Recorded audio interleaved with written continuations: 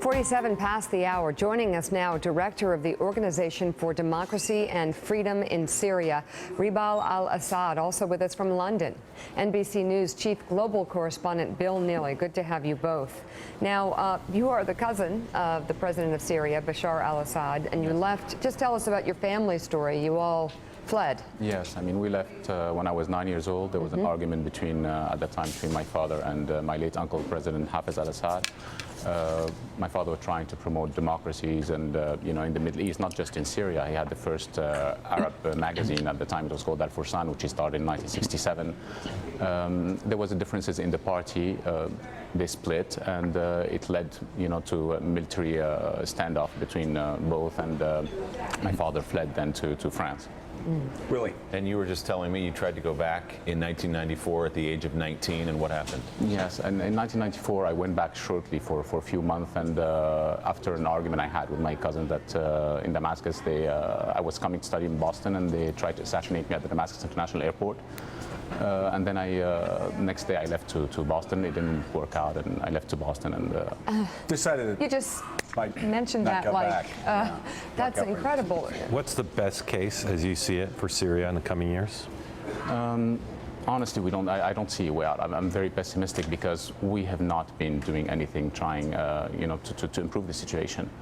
We have to first understand what Syria is. You know, Syria is made up of a beautiful mosaic of people. And unlike we tried to portray it in the media that it's a majority against a minority, it's not. The minorities in Syria actually make up 45 to 50% of the Syrian people. As you know, you have the Kurds, the Alawite, the Shia, the Ismailis, the Druze, you know, the Christians, the Jews.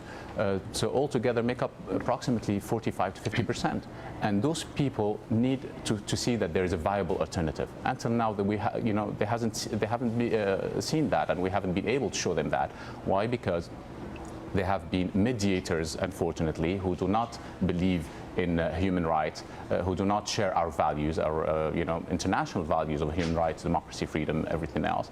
And they are the ones who have been you know, taking care of trying to unifying the opposition, the Syrian opposition, disregarding many factions of the Syrian people. Right. Many groups have been disregarded, and we keep on repeating the same mistakes. Bill Neely in London. Bill.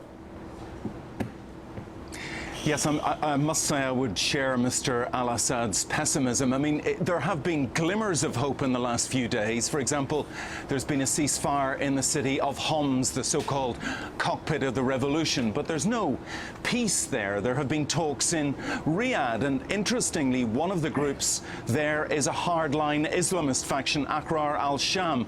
But for example, the Kurds weren't invited to those talks in Riyadh. There is talk of a big conference in early January, possibly in New York. But, you know, because the table is there, because they build it, doesn't mean they will come. And at the minute, all I see in Syria is stalemate. We saw 10 weeks ago when the Russians entered the fray, it was as if everything changed, and actually nothing has changed. All the sides are both too strong and too weak. Too strong to be defeated, too weak to win, and what you've got is stalemate. So I must say I share Mr. Al-Assad's pessimism, and indeed the last time we spoke, Mr. Al-Assad, was 3 or 4 years ago, and I don't think much has changed apart from the deaths of 250,000 of your fellow citizens.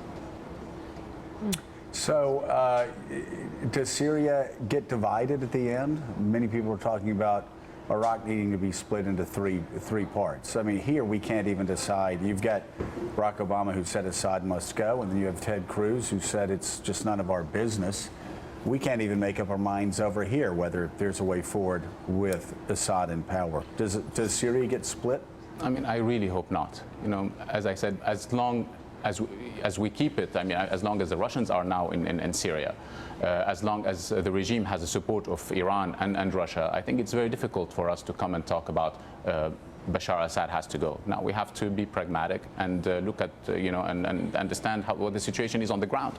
You've seen after the Erdogan's downing of the Russian jets. Well, now the Russians have the S-400 missiles in Syria. They brought a submarine. They have the Moskva ship. They're building another airport.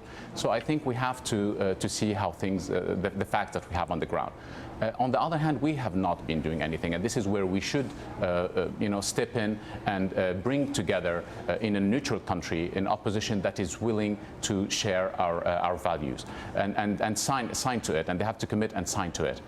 Agreeing on equality of all citizens under the rule of law, regardless of religion, sect, ethnic group, and gender, and that would automatically exclude all Islamist groups. And this is what we should have done from the beginning. Unfortunately, we're here today, and we have to look how we could move forward. Ribal Al-Assad, thank you very much. And Bill Neely, thank you as well.